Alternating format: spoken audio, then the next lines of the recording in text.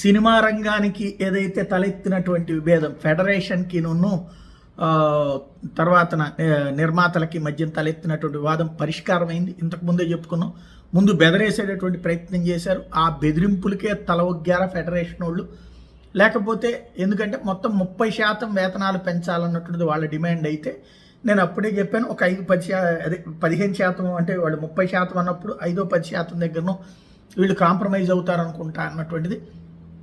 అయితే 18 రోజుల నుండి సమ్మె చేస్తూ ఉంటే ఇవాళ లేబర్ కమిషనర్ వచ్చేటప్పటికి మీ డేటాలు పట్టుకురండి, మీ బ్యాంక్ అకౌంట్స్ పట్టుకురండి, మీ రిజిస్ట్రేషన్లు పట్టుకురండి, మీ మినిట్స్ పట్టుకురండి, మీరు అందరూ తరచూ సమావేశం అవుతున్నారు అనేది పట్టుకురండి అనగానే ప్రెషర్ బిగిన్ చేశారు. మరి అది నిర్మాతల దగ్గర ఉన్నాయి అట్లాంటి ఆధారాలు, లేకపోతే ఛాంబర్ దగ్గర ఉందా అట్లాంటి ఆధారాలు, దర్శకుల దగ్గర ఉందా అట్లాంటి ఆధారాలని ఎంతమందే మాట్లాడుకున్నాం. ఆ ప్రెషర్ టాక్టిక్స్కే తల ఒగ్గారా, లేకపోతే ముందు అనుకున్నటువంటి కోణంలో జరిగిందా అన్నటువంటిది పక్కన పెడితే లేబర్ కమిషనర్ ఎదురు జరిగినటువంటిది రాష్ట్ర ప్రభుత్వం అటు ఫిల్మ్ డెవలప్మెంట్ కార్పొరేషన్తో పాటుగా ఇటు దిల్ రాజు కూర్చుని జరిపినటువంటి చర్చలు ఫలించినాయి అని ప్రకటించారు. 18 రోజుల తర్వాత సమ్మె విరమించారు.